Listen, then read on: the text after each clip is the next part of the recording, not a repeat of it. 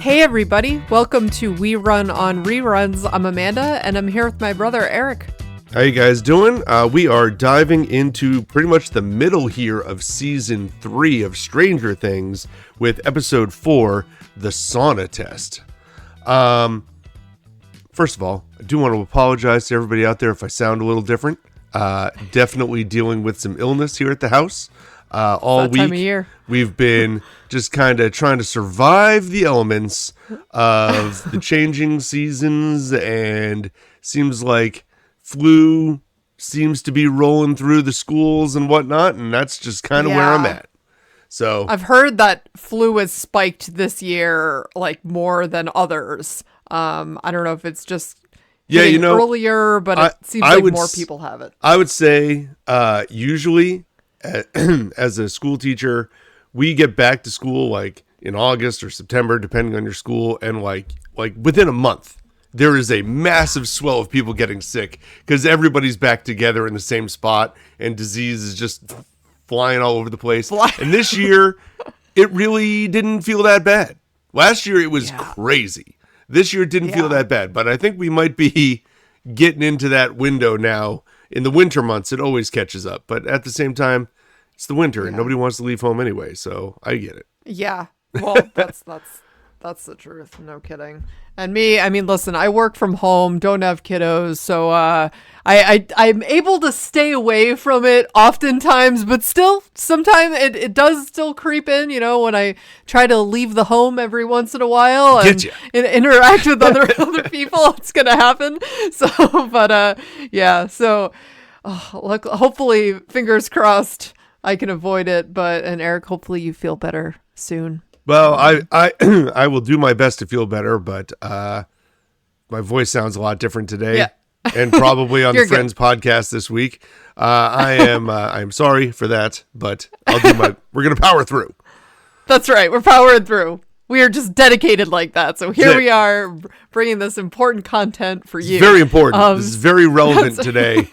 Stranger Things season 3. Hey, you know, there might be more people now than ever really wanting to revisit a lot of these older episodes. I think there are. The experience. And I'll tell you what, if you're just tuning this in for the first time for whatever reason, like, go back and watch them, because there are elements that are mentioned. We're not going to spoil anything from season 5, but there are elements from these episodes that are brought up in future episodes, and I can think of a couple things from this episode specifically that are brought up in season 5, and I'm not going to mention it when we get there, but if you know, you know. We're chuckling to ourselves. It's like, oh yeah, that comes back. Yep. So where we left off last week is we had Eleven and Max on a mission to find out what Billy is up to after Eleven had that disturbing vision of him when she had the blindfold on. And then Robin was also cracking the Russian code with Steve and Dustin at the Starcourt Mall. Meanwhile, we had Hopper getting beat up by some unknown muscle who rode off into the night on his motorcycle. And also under the control of the Mind Flayer, Heather and Billy poisoned her parents to take control of them. And in the end, we saw Mike and Lucas find Will where he was touching the back of his neck, saying, "He's back." Yep. Well, maybe not quite like that, but yeah. Not really in that cadence, but that's how it felt. He was back, and it's like, oh, yep, here we go again. It's all starting to come together. All the pieces are coming together. Each group individually is figuring it out in their own way. And I didn't mention Nancy in that recap, but we're going to have more from her and Jonathan in this episode as well, because they were in the basement finding the Mrs. Driscoll. Yes. Who was eating fertilizer. As you know, one does. Yes. So yeah, we're kicking things off today with season 3, chapter 4, the sauna test. And we open right up to it just pouring rain still, which I know we had noted in the last episode. It was just pouring rain the entire time, which really set a mood for sure. And we have Elle brushing her teeth at Max's house because she's sleeping over. And she's having these very vivid visions of Billy and everything that she saw while she was blindfolded in the last episode. She also saw herself as Heather, kind of being pulled down into the abyss. So I think she was really putting herself in her shoes, and she was then being pulled down into the water, into the abyss. But then she's back with Max on her bed, and Max is asking if she wants to read Wonder Woman or the Green Lantern. And she could tell, though, that Elle looks really worried still about what's happening. And she's trying to calm her down. She's just saying, listen, there's nothing to worry about. And Elle's like, well, there was Heather and the blood and the ice. And Max is still like, listen, we saw her. She's totally fine. And Billy is just like that. He is just weird and wrong. And, you know, she was really trying to lighten the mood and put her mind at ease. But yeah, Elle just has that feeling that something's going on. And Elle is right here. Yeah. But then we're also with the EMTs who are taking Doris out of the basement. So Doris Driscoll out of her basement, and she's screaming, I have to go back. So clearly possessed here by the Mind Flayer. And the cop, I just called him Glasses Cop. I forget what his actual, I don't know if we've really identified I like Glasses Cop. I think that fits him. He's fine, yeah. And he's been around a few times, but Glasses Cop seems like a fine definition. Yes, and he's always the cop who's very skeptical. He's not hip to what's really going on here at all. And he's asking Nancy and Jonathan, you know, what in the name of Jesus happened here? And Doris is still just freaking out in the ambulance and reaching out and screaming. She just really won't stop screaming, covered in fertilizer. And we also see Heather's parents, and they are tied up in that warehouse basement. And Heather is saying, "Hi, Daddy," to her dad. And Billy is standing behind her, kind of looming over her shoulder. And you know, her dad is saying, listen, whatever he's got you into, we can stop this. Like, we can go back. Like, you can stop right here. And Heather's just like, listen, there's no stopping this. This is a real, like, eye-opener scene here. Because as a parent, to sit there, I mean, even as not a parent, but I mean, as a parent, you have to be thinking to yourself, if you're in this position where you are staring at your kids who are setting you up for basic death here, can you talk them out of it or not? Now, he doesn't know that he can't do it because it's not her anymore. It's the Mind Flayer, but he doesn't know that. But it is a relatively powerful scene to start the story from a character that you don't really care a whole lot about, in all honesty. Right. But it's a terrifying thought that your child has now poisoned you, has you held up, tied up somewhere, and isn't letting you go. And you see this other dude there, who was just moments before charming his way, like, into your family. Yeah. And now here we are. And her mom is just screaming for her and Billy to let them go. And Billy is whispering to her softly, like, try not to move. And then they see the monster appear from the shadows, and it's getting bigger. It has tons of teeth. It's like this growing spider, right? The Mind Flayer. I mean, it is the same Mind Flayer that we saw in the shadows, just, you know, with more physical form now. Yeah. Like, it's essentially constructed itself out of all these rat carcasses and whatever else it seems to have found along the way. For what it's worth, Glasses Cop is Officer Callahan. Callahan. Okay. Yes. Thank you. Glasses Cop / Callahan. Yes.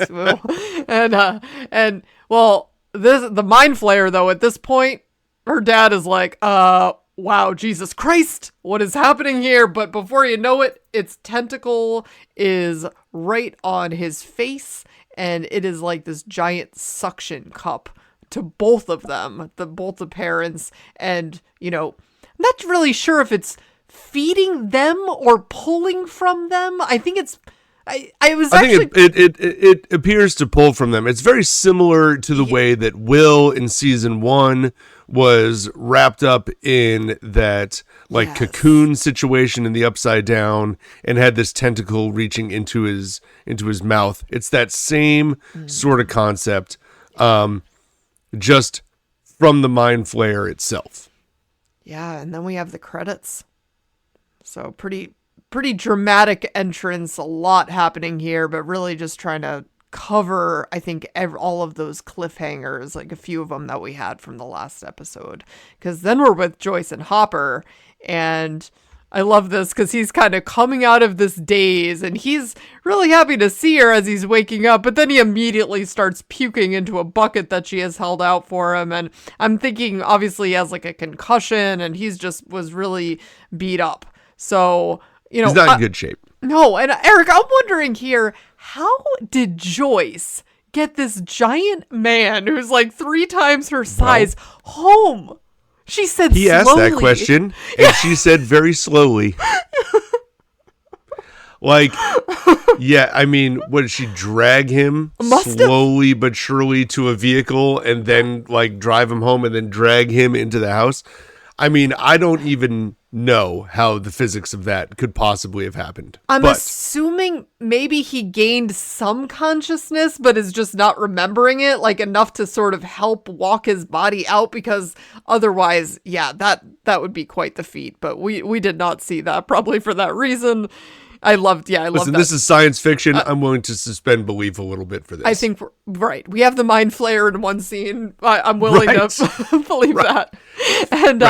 And he's then wondering, I'm naked. Where are my clothes? And they're outside because apparently, as we remember, it's been pouring rain. So the sun had come out at this point. So she had them hanging up outside. And I love how Hopper's then also immediately getting a beer out of the fridge. Probably not the best idea when you're coming out of a concussion, but, and Joyce is asking him if he recognized the guy that did this. And, she wants him to slow down, but he's moving around, asking her for details and what happened. And, she has these bits and pieces from a license plate, but it's really basically missing the entire thing. She's like, well, this is kind of an 8, or it could be a B, and this one's a P with the top rubbed out. It could be an H, and I don't have any of these middle ones, but it probably ended in a Y. And he's like, okay, this is literally nothing. You have no information here. Right. But when she said, we didn't drive a car, he stops and is like, well, wait a minute. Mm-hmm. What do you mean it wasn't a car? Right. Because he remembers the motorcycle rider at the mayor. That's right. So who, by the way, I have to mention, I was chastised in my house because I said that the guy who plays the mayor, Carrie Ewells, I think is how you say it. I'm not 100% sure on that. I remember him from Robin Hood Men in Tights. And really, the correct answer is the Princess Bride. But there you go. Oh, but he wasn't. That's the Robin. movie that he wasn't Robin. He was. He was Robin Hood. Okay, he is. I'm right still, but the idea that that's what people know him from is not correct. Okay, people know him from the Princess Bride. That is correct. Fair enough. Did know that. I just I did. Listen, I still know him as Robin Hood. That's where I think of him from. I also think of him from We gave the inferior reference, is what you're saying. I gave the inferior reference. A personal reference, one that most people would probably view as incorrect. Yes. No, that's a fair. Okay. Listen. So just wanted to throw that out there. My bad. We both dropped the ball on that. Did. So sorry. Did. So our deepest sorry. Apologies. Sorry about that. My bad. So anyway, then we're into this scene here where the guys, and by the guys, I mean Dustin and Steve, are trying to figure out how to get into this room. And hold up. Actually, before this, though, we're hearing Lucas telling Max there's a code red. And Max yes, is telling him on the walkie-talkie, shut up. And she's turning off the walkie-talkie. And then Mike is calling on the phone and he's all like, listen, our lives could be at stake. Like, this isn't just us trying to, like, reconnect with you as boyfriends, you know, like, we need to talk with you. And then they're also trying to reach Dustin, because Dustin has also been MIA. But yes, now. And then that's how it rolls into Dustin. So they are trying to, like, re-get the group back together because the group of boys know, hey, Mind Flayer is back. And now Dustin and Steve are trying to figure out how to get into this room about, you know, where this Russian spy situation has taken place, and they've cracked the code and they know this is where to go. So they've got to try and figure out how to get in here. And Steve comes up with the great idea of, well, I'm just going to have to take him out. And Dustin's like, I'm sorry, what? He's like, well, I'm just going to, like, sneak up to him. He's like, are you serious? You're going to sneak up to a Russian guard and just take him out. Have you even won a fight? Is the question. And he's like, yeah. He's like, well, you lost, you know, last year to Billy, and you lost the year before to Jonathan. So have you won a fight? And there's a whole debate here. And Robin goes, hold on, figure it out, grabs the tip money and takes off. And the guys are left wondering what is going on. Yeah, she's just like, listen, guys, take care of the ice cream shop and don't get beat up. I'll be back. Yeah, I'll be back with an actual plan. You serve the ice cream. Yeah, love that. I love it. Yeah, Robin is so needed in these scenes because it's funny. It lets, like, Steve and Dustin kind of squabble between each other, and she's gonna take control. And well, it's you know, it's really good how they've done this. Like, they added Max to the group the year before to give, you know, another female character to the group, let 11 have someone to bounce off of, even though they were, like, at odds a little bit last season and didn't really interact tons. But it also gave another relationship element to the group, and it does all these little things.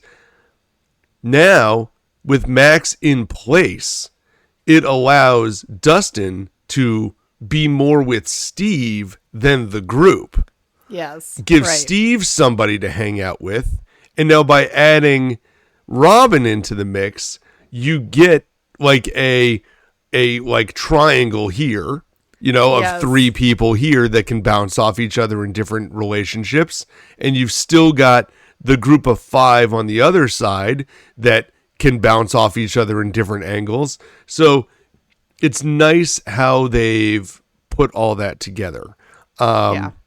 Adding key characters in key places to develop more storyline, I guess is what I'm trying to say. Yeah, each person is contributing their special skill set to the group, and it just makes it more fun to watch. I mean, we've talked about how it's just more fun in general, and they tend to get more done when they're working as a team.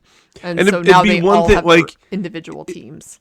If they just keep adding characters to like the group of, you know, Lucas, Will, and Dustin, it doesn't make sense. You have to add characters elsewhere, and you don't really want to do it with the adults as much.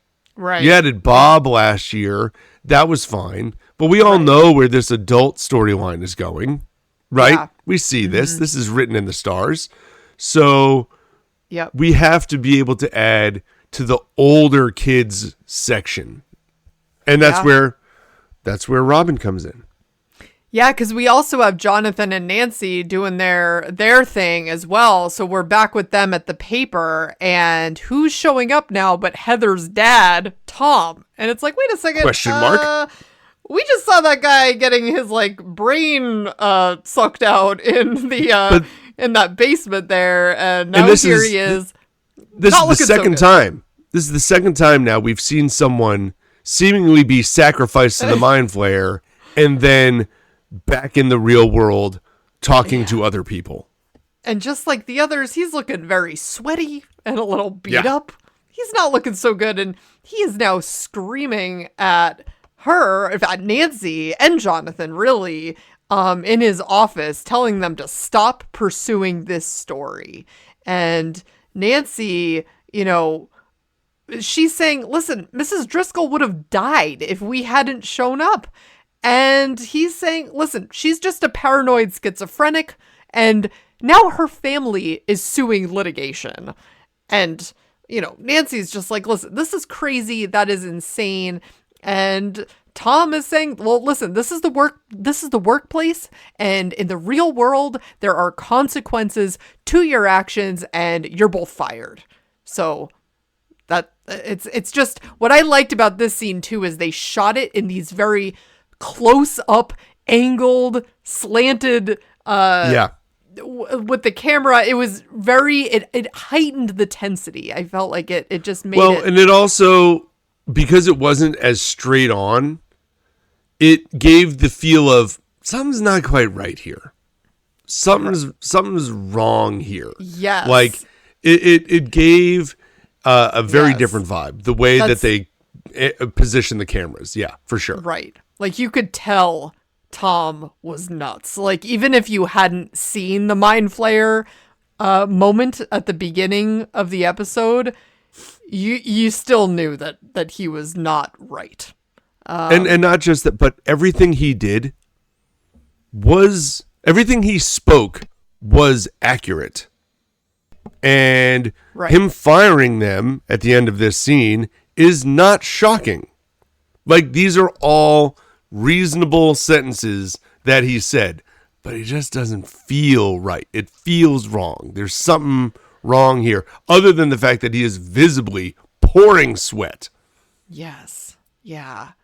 And it's like, listen, I get it that they're in trouble for breaking and entering, but they're also not arrested. So it's not like because they weren't there. I mean, they went there on their own. Like they weren't there in an official capacity, is what I'm saying. No, and so no, they were not. And so when he's saying their family is threatening to sue, I mean, yeah, this is all. It's still, sure, I get it. What he's saying, it's the real world. Okay, yada, yada. Yeah, they are really fired. But does he really have the grounds to be doing this here? I don't know. To fire them? Well, he can fire. I mean, sure, he can fire them. Of course he can. But what I'm saying is that it's not like they were there under any official capacity where the paper could really get sued here. I don't think if the family followed through with that, even if that was a real thing. Listen, these are employees of yours going there for a story. Mm-hmm. That's what they're going there for. Yeah. Whether and then they broke and entered and blah blah blah. And I'm sure that's what Nancy and Jonathan said to the cops. Yeah. Yeah. Like, why are you here? Well, we were reporting on this and that. Boom. Right. Done. Right. Like this, and these are interns. These are interns of yours. Out you go. That was mentioned because I know you and I were talking about that, and I'm like, oh, so I guess they were probably paid interns, like it because it was kind of So because Jonathan is mad. Yes. So we get there.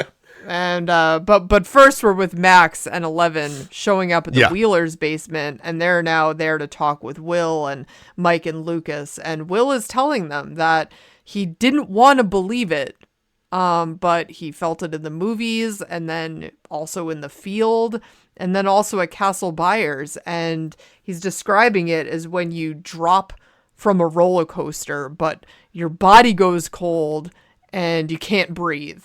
And this is actually a sneaky funny line I found, because he's talking to the group. He's like, you know, when you like make that big drop from a roller coaster, and Max is like, yeah. And Lucas, I think, is like, yeah. And then 11's like, no. I love that. Yes. Oh my gosh. Because 11's like, what's a roller coaster? What are we doing here? No clue. I know how to fight demon monsters, but never done that. Oh my gosh. Yeah. So good. Just those flat comments. Yeah. But it made me laugh out loud. That's when 11's like, no. Never. Yeah. But Will is saying, listen, I felt this same way when the Mind Flayer was close before. And, he's suggesting that they had locked him on this side when Elle had closed the gate. So is it possible? Like not all of him got back in. Right. And so she's saying, Will is also saying my mom, meaning Joyce, had got it out of him when Elle had closed the gate. But the part that was still in him could still be in Hawkins. So when we saw that black, the particles come out, which makes sense.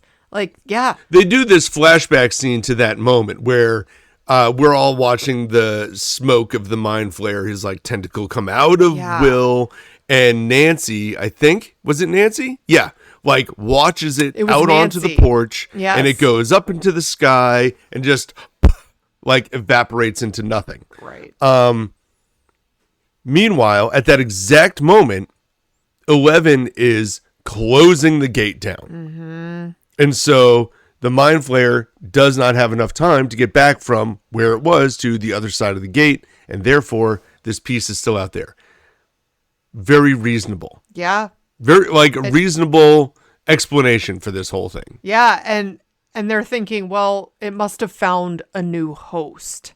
And that's when Elle is thinking, but how did it? Because at first they thought, well, if you kill the brain, you kill everything that goes with it. That's why all the Demogorgons died. That's why, all these other things happened, and this thing should be dead too, right? And it's like, yeah, but it's part of the Mind Flayer. Right. We didn't kill the Mind Flayer. Right. So the Mind Flayer is still out there, and it is, now, as you just said, looking for a new host. Right. And they're wondering, well, how can you tell if someone is a host? And obviously 11 is still thinking of Billy. But we have Hopper and Joyce now showing up to the town hall, and they're just letting themselves right in. They're asking, is he in, meaning the mayor, to his secretary, but they're just still busting right into his office. Great, sounds good. So walking in, and the mayor is asking, Jim, is there some type of problem here? And Hopper's describing the guy on the motorcycle from the other day, and he wants to identify this guy, and the mayor is just denying noticing him at all and thinks, it must have been the maintenance guy. And he's kind of laughing this off. He's playing But you dumb. know he knows. Yes. You know so he knows. Obvious. It's very obvious that he knows who this guy is. Yeah. This is your classic scene between two guys who both know that they're talking about the same thing, but there's a power struggle here. Neither one of them wants to give up the information. And so what do we end up with? We end up with Hopper beating the crap out of this dude in his own office to try and get information. And my favorite part of this whole thing is when his secretary goes to make a phone call out, Joyce is there and rips the cord out of the phone like, what are you going to do, call the cops? Yeah. The cops are already in there. Yeah, Joyce has his back. She's handling it out in the with the secretary in the office, and Hopper is, because also what the mayor does makes the very wrong move of saying listen, don't give me that sob story about your daughter because I don't care. That is the line. Oh, that's why I went, oh, well, you're dead now. Yep. you're dead. Because like he's gonna physically kill you right here. Because then he's slamming his head into the desk and putting his finger in that cigar cutter on his desk. I'm like, oh, this is my nightmare. I can't even watch these scenes with anything like that. I'm like, oh Lord, because he's starting to push it down, and because they're trying to also, before this, it's like they're blackmailing each other sort of back and forth about they're each threatening each other cheating and with it's just a whole thing. Yeah. But in all honesty, this breaks down to Larry has information, and he starts giving it up, which is that the people who own Starcourt Mall are trying to buy up land to expand. And he tries to get out like who this guy is, and Larry, the mayor from The Princess Bride, does not want to talk about who. He's like, I don't know the names, I don't know any of the people, like this is what they want, I just make sure that happens. That's like, he's kind of like the middleman, or really sounds like the low man on the totem pole, doesn't know anything, just is making things available so that they can do them. Right. So he has these land deeds, apparently back at his house, that he's holding on to for safekeeping, in his opinion, in the essence of needing to get out of jail free card here and like turn the tables on the Starcourt Mall people, even though he doesn't know who they are. His own safety net, if you will. Right.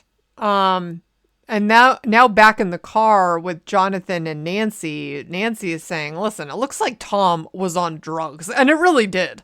Well, she knows something's not right. Yeah. And Jonathan he's really upset. He's saying, listen, I told you this story was a bad idea, and we're only interns, Nancy. And he's giving Nancy that real world speech, similar to really what Tom had said, telling her that she wants everything handed to her on a silver platter, which, Eric, like, I understand. So listen, these kids are coming from... This is a very interesting conversation. They're coming from very different places here. It's like, Jonathan, listen, he is wanting to play it safe because he landed a job, and he is just really wanting to hang in there and kind of fly below the radar, not make a scene. But really, Nancy is interested in, listen, I have this internship. Great. That's my foot in the door, but I want to keep climbing the ladder. I want to do more. And I really have to work hard to get there. Especially, she could see she is the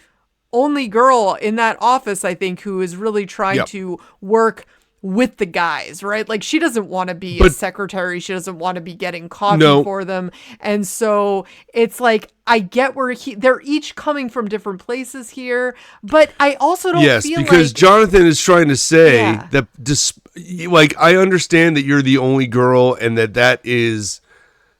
the part that you're trying to hurdle, but at the same time, you've got a safety net. Your house, your family has money. Right. You can fail and go again and try again in another place and make your name for yourself, and it's not that big a deal. I need cash now. Like, if I want to go to college at some point, I need to actually save up for money. I don't have a golden ticket ready to go. Yeah. And they hammer home the idea that these two are coming from such different places that it's very difficult. Like, you can see like the tension between Jonathan and Nancy just because they don't have the same mindset about this at all. Right. Because they each have, because I think that there is just this lack of understanding of where they're coming from, because she even makes kind of a snarky comment to him about this Oliver Twist story, but it's like, but this is his real life. But also, she said, it's like, I'm sorry that you don't understand that in his scenario, he needs money more than like another chance. Right. Like, he needs to make money right now because there is no other opportunity. And so, like, do not come to him with the idea of like, oh, well, we'll just go here and we'll go there. We'll do this. We'll do like that doesn't exist necessarily in his world. Yeah. She doesn't understand that. But he doesn't also really understand the gender barrier that she's dealing with. Well, and it's like, yeah, I think for him to say she's getting everything on a silver platter too is also sort of that same. So it's like they're both throwing these stereotypes back at each other, which really doesn't land and it isn't necessarily true, but they're both upset. They're both angry. And this is how it's coming out. And, you know, he's just telling her that she needs to get real, and she's just saying, you know, you just don't know what it's like. So yeah, coming from very and I think places. his bigger point too is, what do you think? Like as an intern, you're gonna get your very first story, and it's gonna like win the Pulitzer. Yeah. Like, what are you crazy? Yeah. Like that's not gonna. You have to work your way up for these things, right? And it's like. That is a realistic look. Yeah. I mean, that does happen every once in a million years, but you do usually have to work your way up the chain for some of this credibility. A little bit. Yeah. Right. And yeah. So meanwhile, we're with Robin and Steve and Dustin, where Robin is busting out this blueprint that she bought for $20 apparently. And, she's rolling it out, and they're showing them where all of the air ducts are in the Starcourt Mall, because obviously they're not going to just be beating anyone up and walking in with a key card. This is the backup plan to that. So they can get all the way to where the guys are with those loading trucks through the air ducts, and Steve is trying to then push Dustin into the duct, which is not really working out so well, even though he doesn't have his collarbone, I guess, because of his disorder. And so, which I don't have written down, I'm not going to try to pronounce again. I liked how Steve tried to pronounce it again here and just kind of fumbled over it. But then Robin spies Erica wanting more ice cream and is noting her size, I think. And we're seeing the writing on the wall here. Oh, we have a smaller person over here. Maybe she will help us out.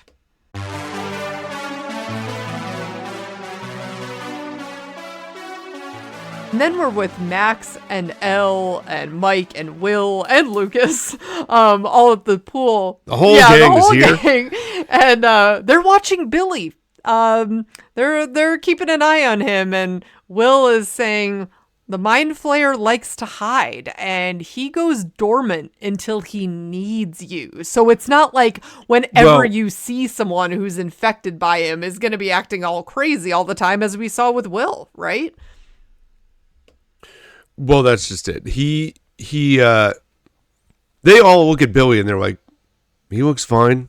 Like there's no big deal here, even though Billy is completely wrapped up in like towels and he's got a shirt on. And that's when the guys are like, when do you ever see him with a shirt on? Right. And Will makes the reference that the Mind Flayer stays dormant until activated. Right. And so Billy can just be walking around like normal, but then when he needs him, he's suddenly active.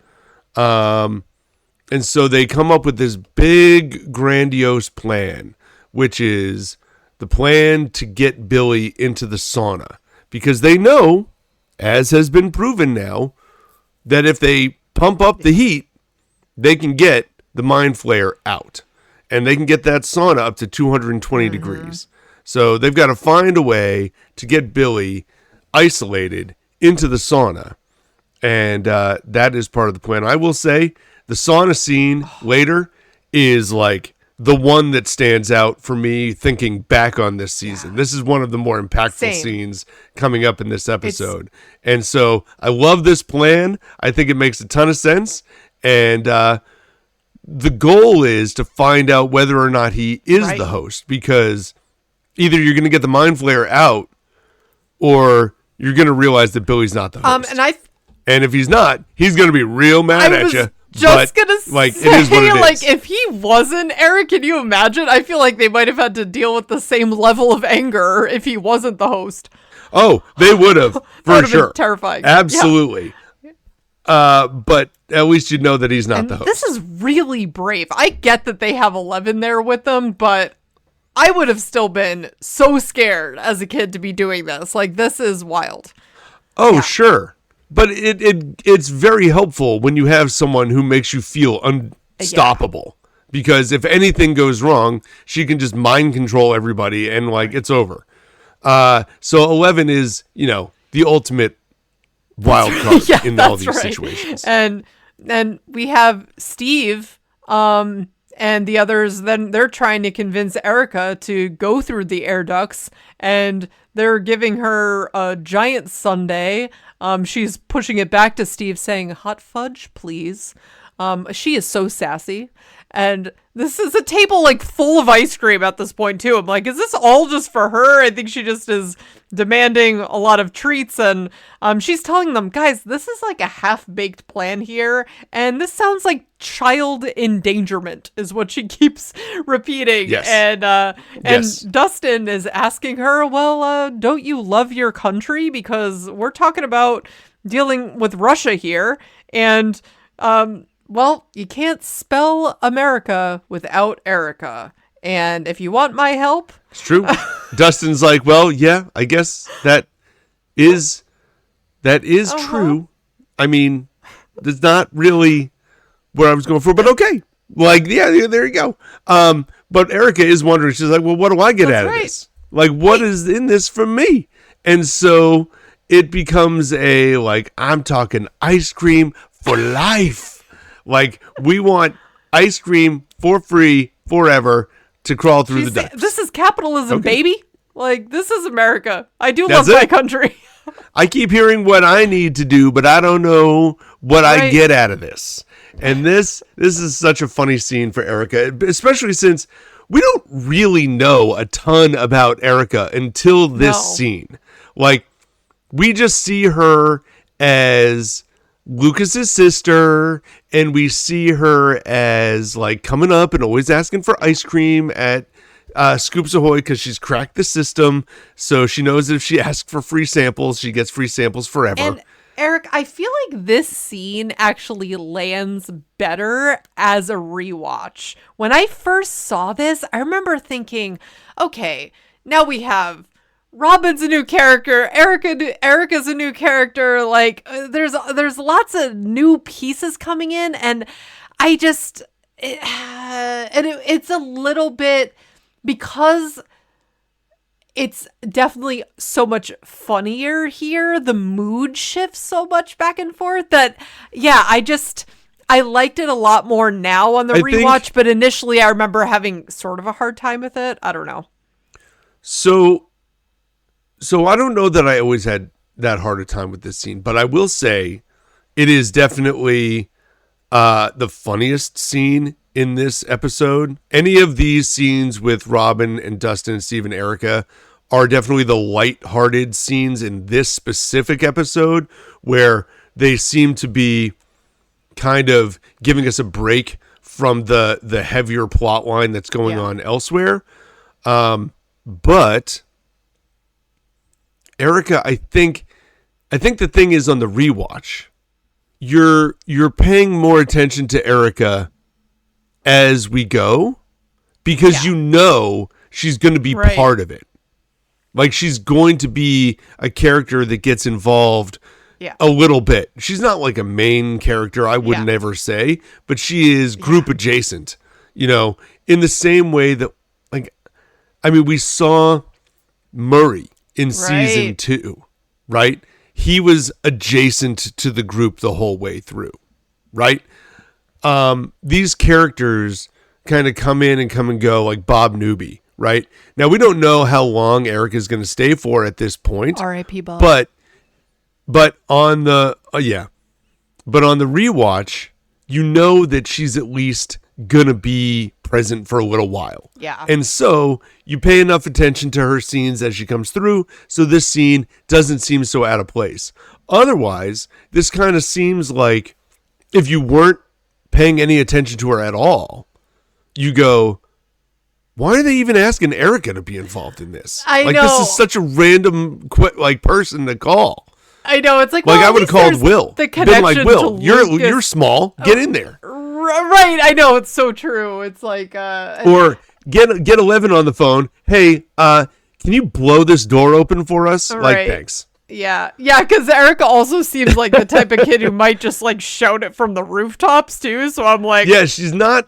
I wouldn't necessarily be trusting Erica with tons of super secret information, but they've laid it all out for her here. Yeah. So rolling the dice there with Erica, but glad they did. But then we're back with Joyce and Hopper at the mayor's house where they are getting those land deeds from his bedroom safe. And listen, Larry is saying to Jim, well, he's calling him Jim, so I keep having, but he's saying, Jim, they are bad news. These people are bad news. And Joyce is connecting. She found this map out in his hallway with all of the land laid out, and it's she's connecting it all back to the power plant and saying the reason we did not find this at the lab is because now it's on one of these properties. And Larry's also trying to escape. He's making a run for it. You know, it's funny. On the rewatch, they walked up through the house and they passed the map in the hallway. Yeah. Like, they passed it. And I remember thinking, like, either the camera lingered on the map for an extra half beat or something. Because I remember thinking, as soon as they got the land deeds out, I'm like, well, go back to the map. Like, it's around the corner. Yep. But I don't think on the first rewatch I noticed it. No. You know, like, on the first time through, I noticed it at all. But I'm like, but hey, you got it right here. Like, go on back out there. And they did. And I'm like, okay. Yeah. There we go. Yeah. Maybe I just remembered it. I don't know. It just kind of like stood out that they had access, or that Joyce recognized they had access to this map that was just hanging out around the corner. So that's right. Yep. So they're making note of all these different locations. And guess where they are? Where are these locations? They're all around the Department of Energy. Well, once again, what is at the center but the Department of Energy again? Right. And so this is where Joyce is, remember, they're all on their own slightly different missions at this point. Joyce is still convinced that there is some sort of like magnification type thing where all the magnets are falling off, depolarizing, I should say, I guess.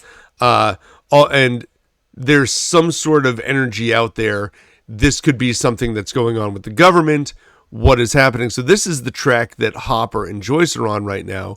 So they get the maps and they're out. Yeah. And then we have this scene with Mrs. Wheeler, and she's trying to talk to Nancy. And Nancy said, great scene, by the way. I love this scene. Yes, we get a different perspective from Mrs. Wheeler. We see her in a new light here. And Nancy's saying to her, listen, maybe Jonathan is right. And her mom is reminding her, you know, it's not easy. People will say that you can't and that you shouldn't and that you're not smart enough and you're going to get beat up by this world. And some people get beat up and they just stop trying, but you don't stop. And she's like, listen, I don't even know where you get this from. Maybe you were like switched at birth or something because you know, it doesn't seem like you're ours. And I love this joke from Nancy where she's like, well, I think I got it from Dad. And then she like looks at her mom. And they both laugh about it. I'm like, oh my God. I was like, wow, that's so bad. This is like an inside joke now within the family that it's like, oh yeah, I didn't get that from Dad. And it was very sweet that then she looks at her. She's like, Mom, I got this from you. You know, you inspire me to keep trying. And she's just telling her how proud she is of her for standing up for herself.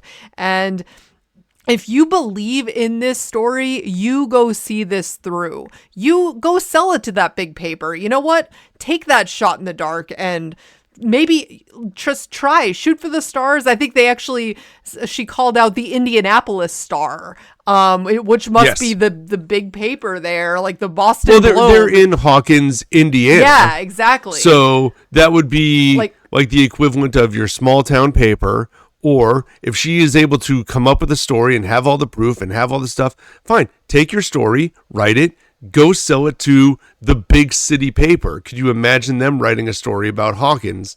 How great would that be? Right. And that is a fair point. And because this is like woman speaking to woman, knowing the gender barrier that's out there, like this hits really strong. And it's also like Karen understands what Jonathan doesn't get.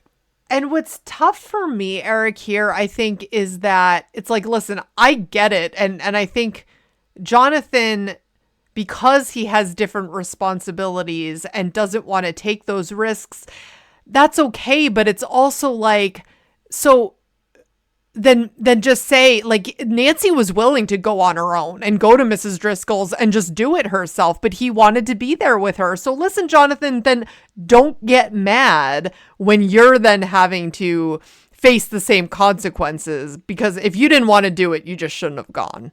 And so that's right. Sort of the bottom line here. And if he really wasn't wanting to take the risk, he just shouldn't have taken it. And because I understand that too. And I think actually Nancy would have understood. I don't think she would have held that against him. So it's the like, hey, I'm going to go along with you, but then get mad when we're kind of still in the same boat. I struggle with that a little bit, but I get it. But yeah, I loved this scene between mother and daughter. It was very sweet.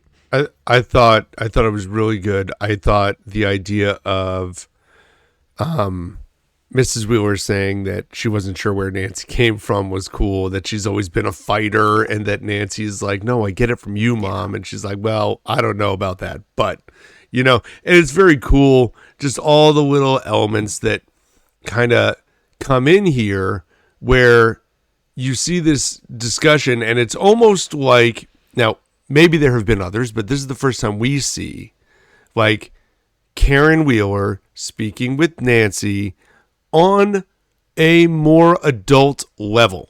Yes. Like Nancy is no longer a child. Right. You're out there. And guess what? It's hard out there.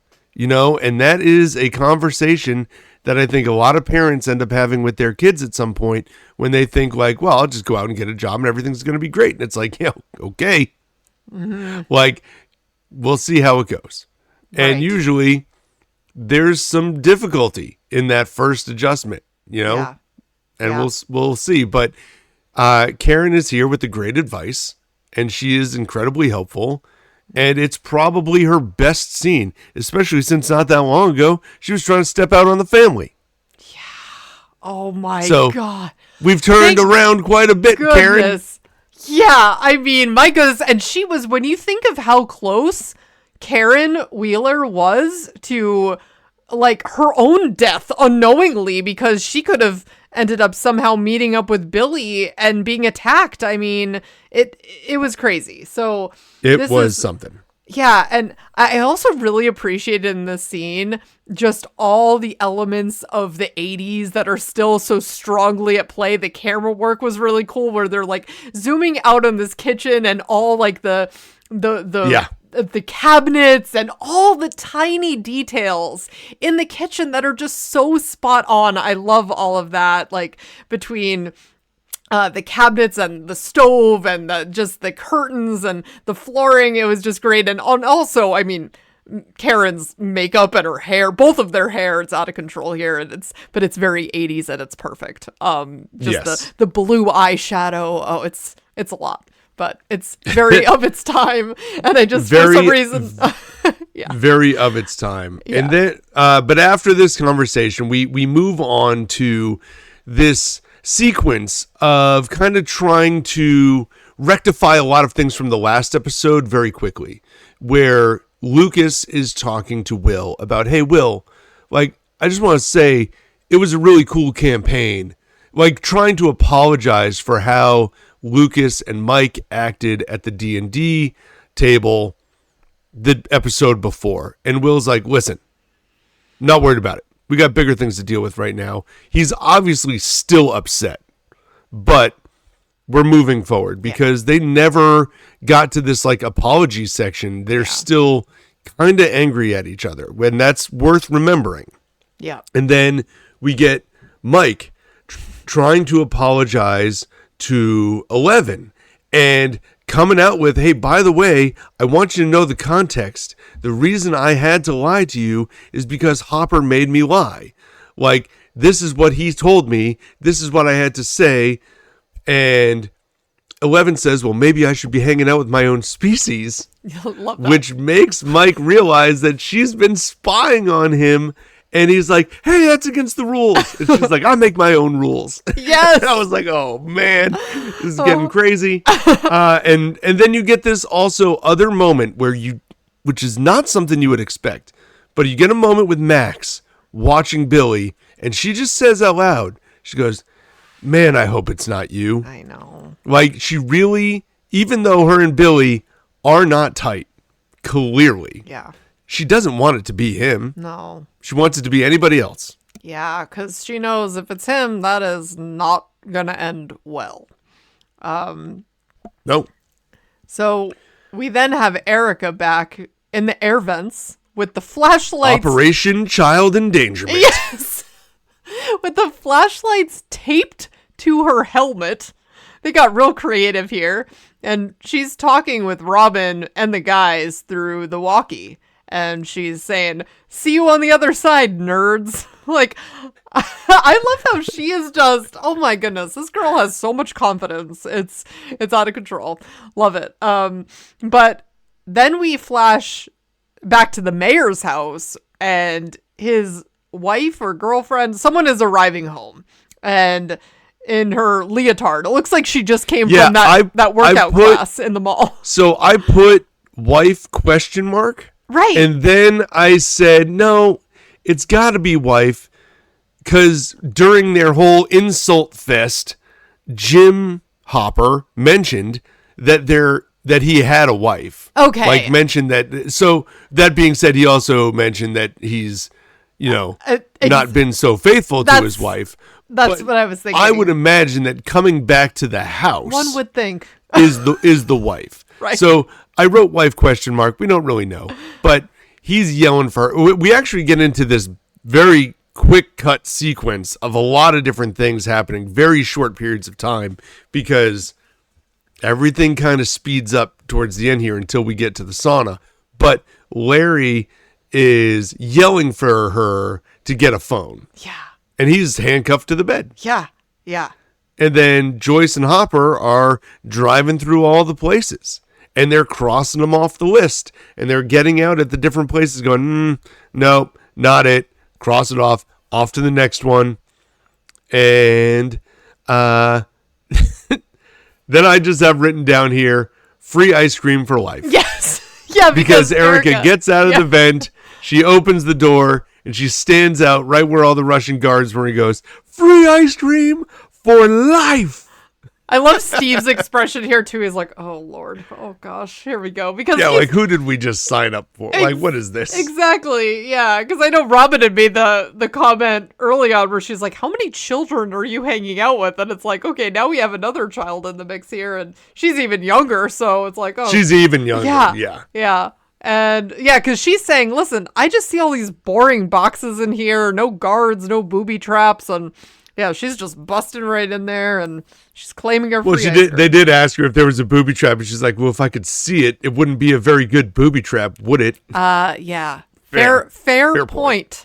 And then we have Billy in the shower and at the gym or at the pool rather, and in the locker room. And he's getting dressed, but then he's hearing noises and he's kind of saying, listen, the pool's closed, and he's hearing something at the door, and then he's trying to get out, realizing, oh, it's locked. Now he's locked in here, and he's hearing someone giggling and calling his name, and he's yelling like, who's there? And it's saying, Billy. Very like horror movie here. Yes, like Billy, this is come very and get me. creepy. Yeah.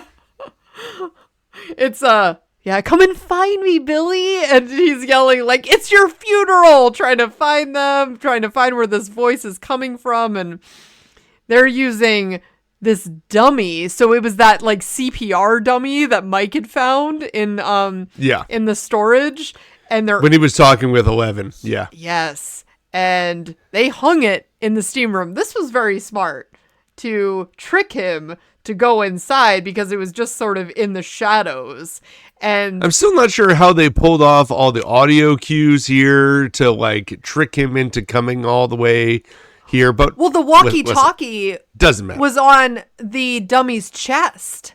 And so they were talking through the walkie-talkie. That's true. Yeah. But like, how is he hearing that from so far? Right. I don't know, maybe. Yep. They were using the walkie-talkie and that tricked him to go all the way inside. And then Elle used her powers to then slam him back against the wall. And that's when Mike and Lucas and Will are all there to slam the door shut.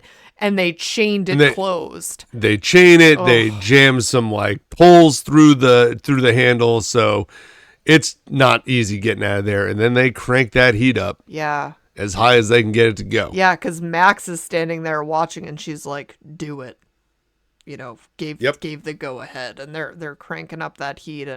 But then we have another scene where Nancy is pulling up to the hospital to see Mrs. Driscoll because she's taken her mom's advice. She's going to keep chasing the story down.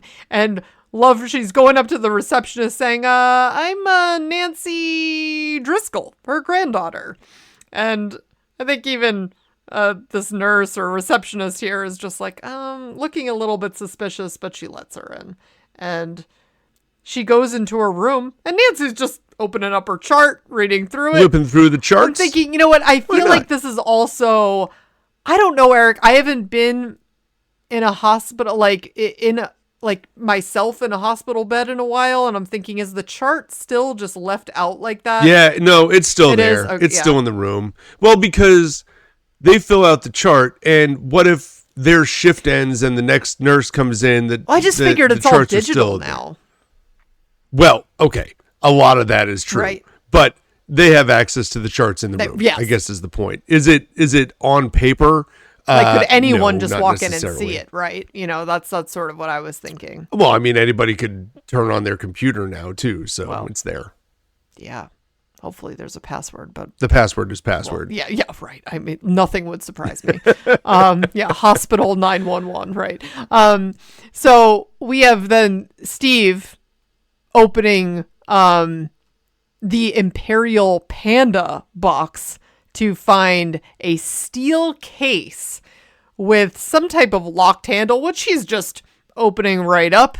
And inside, there's these 4 cylinders, and there's some type of steam. Not Chinese food. Or something. This is not Chinese food at all. And no, it is not. Yeah, it does not look good. And before he's reaching to pull out one of these canisters, he's kind of telling Dustin, back up. I've got this here. I'm the adult kind of.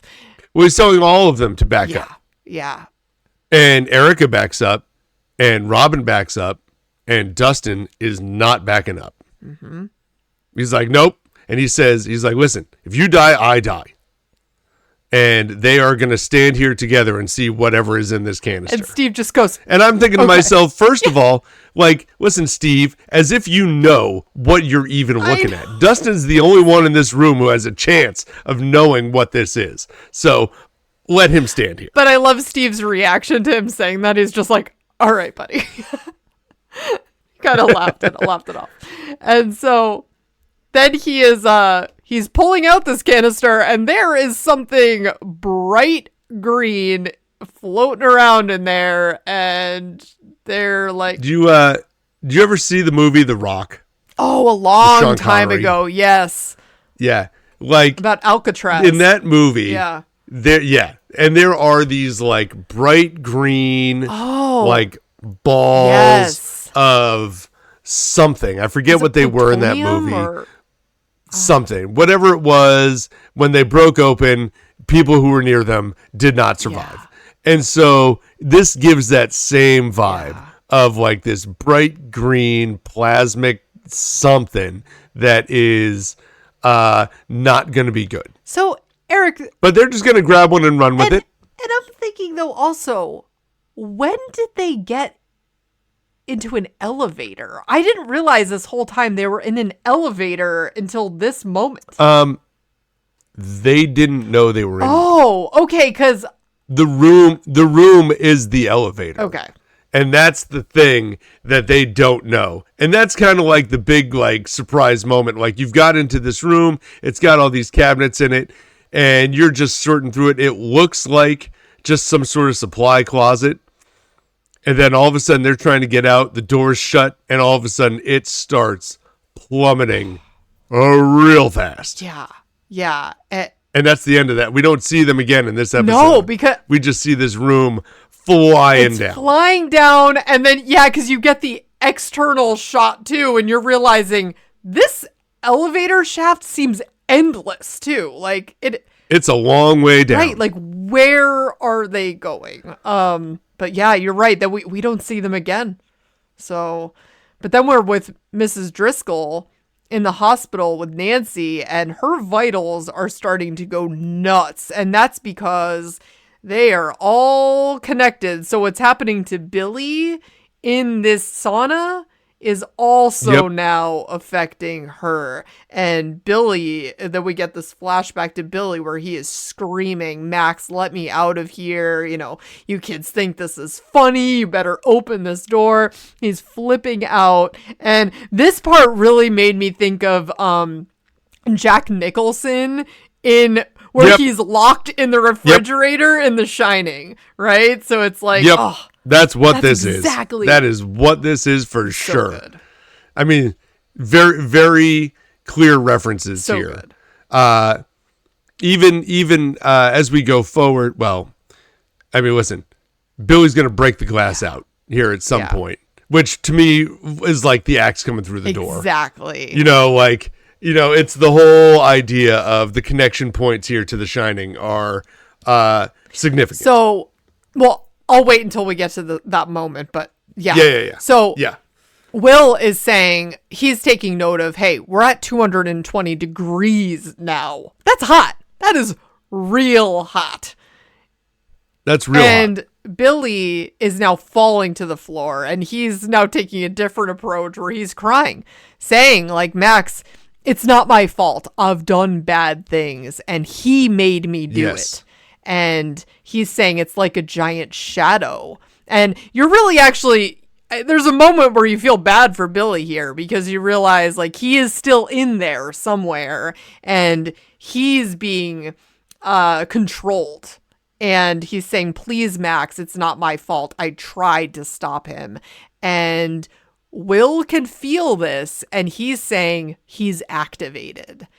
And Billy, you also see him, though, on the floor where he's grabbing a piece of this sharp tile. And Mike is screaming then for Max to get away from the door because he can tell something is about to happen. And that's when Billy busts through the glass. And so, Eric, what I was going to comment on here is I was reading in this scene, the kids actually didn't know that Billy was going to bust through the glass. Like, he had improvised that with, like, hitting it also with his head. And, like, apparently all of that was, like, it wasn't, like, scripted in that exact sequence. So their look of, like, terror and fear was actually very genuine that they captured here. And so good. That's very cool. Wow. Yeah. That's very cool that they did that. And but he's saying, let me out. We got the lights flashing. Yeah. We've got the lights flashing like we would typically see. The veins are now going through Billy. Mrs. Driscoll back at the hospital is looking the same. Like these black veins are like coming right through her neck and into her face. And Billy is out. But then Lucas pulls back that slingshot and he gets him square in the head and is able to knock him down one more time at least, which I'm like, yeah, Lucas. taking out the slingshot. But we still do need Elle's support here more than the slingshot. And yeah, because he's being pulled up and he's like dragging himself on his toes. It's almost like he's being pulled up like a marionette, and he's being, yes, it was for so sure. cool the way that they shot this. And it's just this power outside of himself. And you also see these black boils starting to form all over his body, and he's screaming. And then you also get the shot of Mrs. Driscoll and more of the black veins growing all over her. And she's also screaming. And Nancy is standing there like, what is going on here? We see Billy then finally, this is where then he's busting fully through the door, and Elle is standing in front of him with the kids. I love this because it's like all the kids are behind Elle, and she is looking very powerfully, down at Billy, and Elle is then holding him against the wall with her powers and takes one of those like a bench press bar. Luckily that was there. And throws it against him and is holding him against the wall by the throat against this brick wall. And Mrs. Driscoll, again, is also still looking not so good. It keeps flashing back and forth between the two of them, which is really cool. But Billy is throwing that weight right back at Elle now and is now picking her up by her throat, and her whole body is now being raised. And Mike, that was an impressive moment when he threw it back and was able to then get a hold of Elle, and now he's got Elle basically in a chokehold, like just holding her up in the air with one hand. This becomes a real question mark moment where all of a sudden everyone's like, hey, this is the only reason we're even close to this fight. Now she's in real trouble. Right. And Mike comes through with a bar and just whacks Billy in the back with it to release Elle. Yeah, and he's saying, go to hell, but before he can hit him again, Billy gets back up and takes the bat from Mike. And that's when Elle comes back out and from around the back, and he is able to pick him back up again. So he is levitating at this point, and they're both screaming, and it's super intense. It's this great scene where then she's throwing him against the brick wall, and he is going through those bricks this time. And then Elle is collapsing on the ground with Mike. And Billy then, he's running off as kind of an injured animal would, right? Like he's then running off into the woods. He's out of the heat. He's outside. He's gone. He's not dealing with her anymore. Yeah. He's out. Then I mean, we have this moment here at the end of the show, really, where Billy is talking with Heather at this, warehouse, and they're discussing, oh, well, it's the girl. We know it's the girl, and she knows. She knows now. And Heather says, well, she couldn't kill us. Because he's like, well, she almost killed me. Right. And she's like, yeah, but she couldn't kill us. Right. And it's like, right, well, you wouldn't have been able to get Heather. She's still connected to the Mind Flayer too. And then you realize, as the camera slowly pans backwards, that there are about 20 or so other people that are there as hosts of this Mind Flayer, and it's going to be difficult to get to all of them. Yeah, it's like they're building this Mind Flayer army here. You're seeing they're just standing at the ready, like just zombie-like in this basement.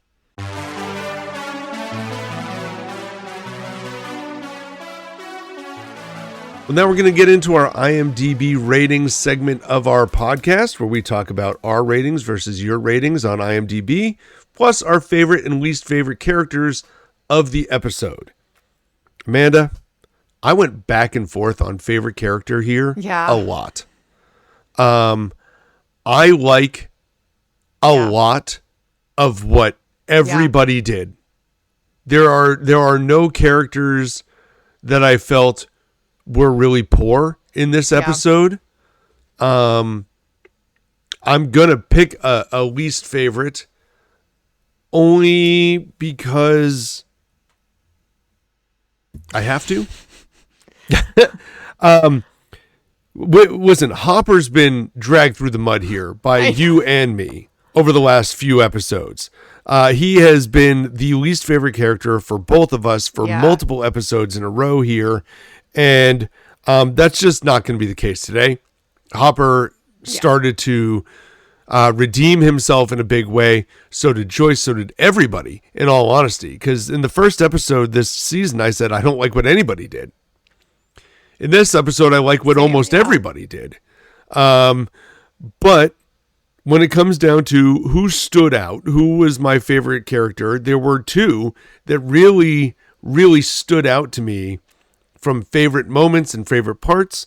And I am going to go with my favorite character being Erica. You can't spell America without Erica. Oh my gosh. Yeah. Love it. Love what she brought to the table in this one. This was really like the coming out of Erica story. Like, we don't know a ton about her yet. We know little bits, but if this like sarcastic, witty character is what we're going to see, combined with Dustin and Steve and Robin, I am here for it. Yeah, I like that choice.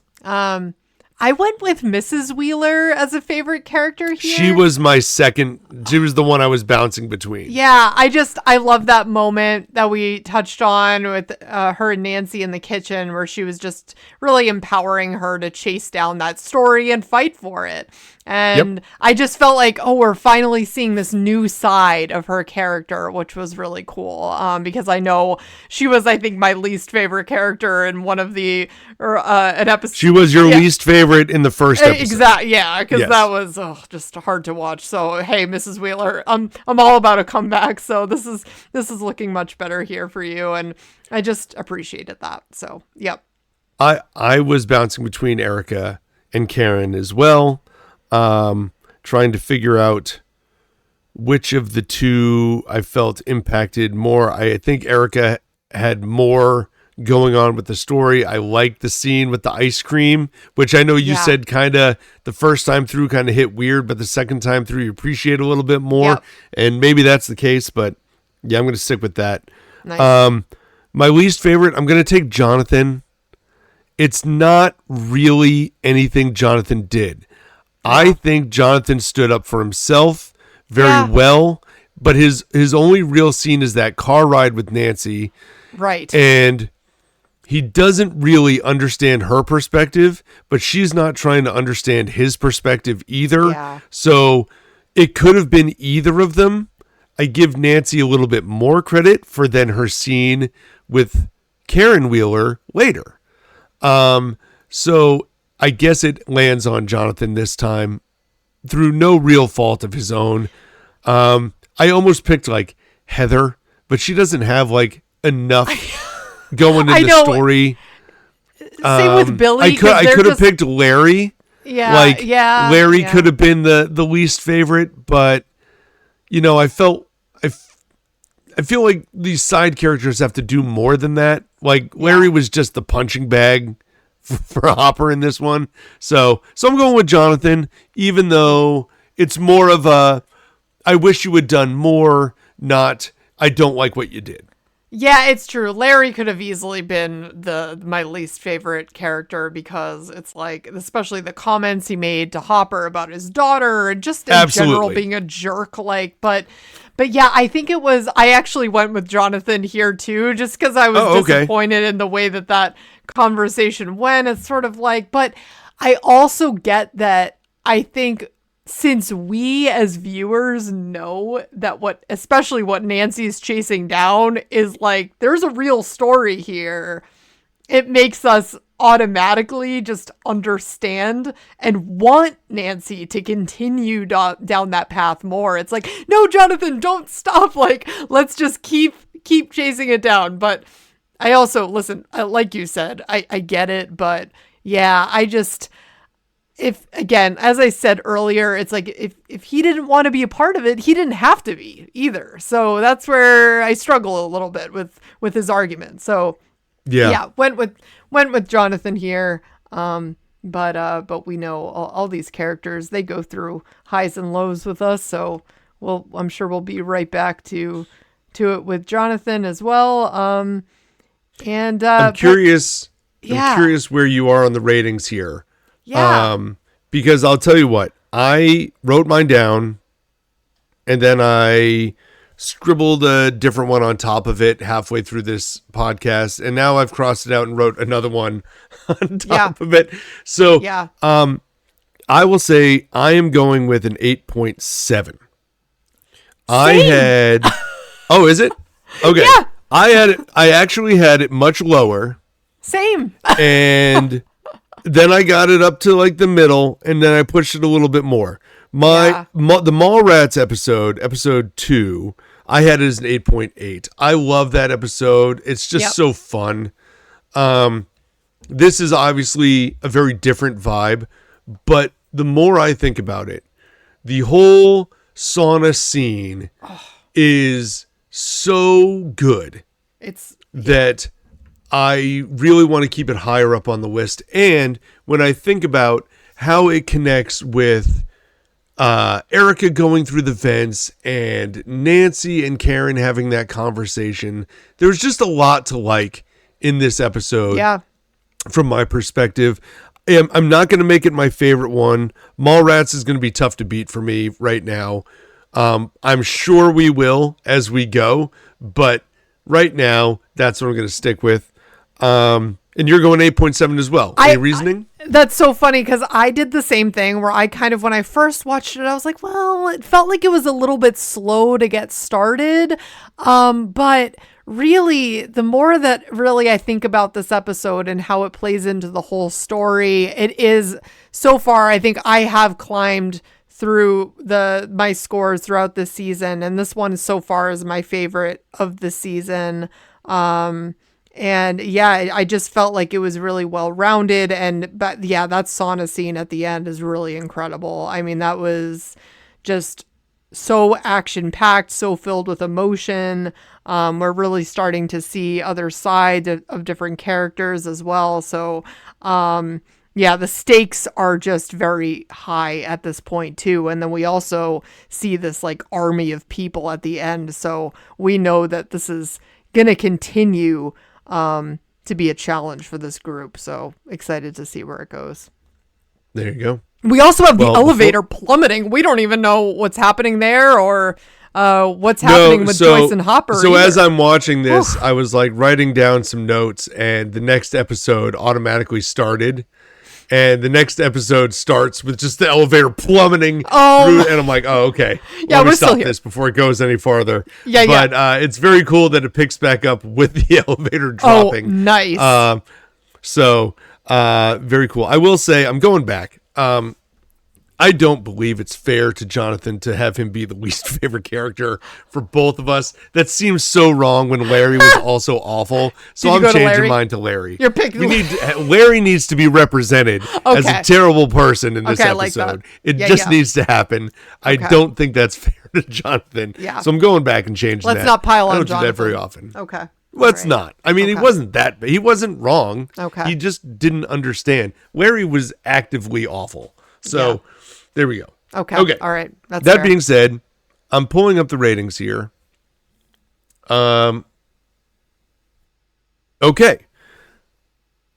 Episode 4, the sauna test by the people on IMDb. Remember, you gave it an 8.7. I also gave it an 8.7. The people have given it an 8.9. Oh, wow. Okay. And that is, now, again, Stranger Things audience tends to vote in order. Yep. But they have gone from a 7.8 to a 7.9 to an 8.2 to an 8.9. That's a big jump. This is a huge jump. Wow, okay. For Stranger Things. So that sauna scene, I think it's wow, yeah. This is all has to do with like the writing, I feel like. The first few episodes are always just kind of like get everybody into the place they need to be at. Yep. And now we're halfway through the season and things are picking up. Yeah. And we will probably have another one very similar to this, and then we're going to really crank it up and get wild for the end. So this is a great episode. I agree. I'm very excited to see where that elevator scene picks up, because honestly, Eric, I don't exactly remember. Obviously, I know that it doesn't. They don't plummet to their death, but I'm not remembering exactly how that plays out. I remember the elevator scene quite. I mean, listen, there is a scene coming up that is maybe my favorite in Stranger Things, and we'll get there. Oh, okay. It's in the last episode. Okay. Yeah. It's on a short list. Let's put it that way. But we'll see when we get there. But that's later. That's later this season. Nice.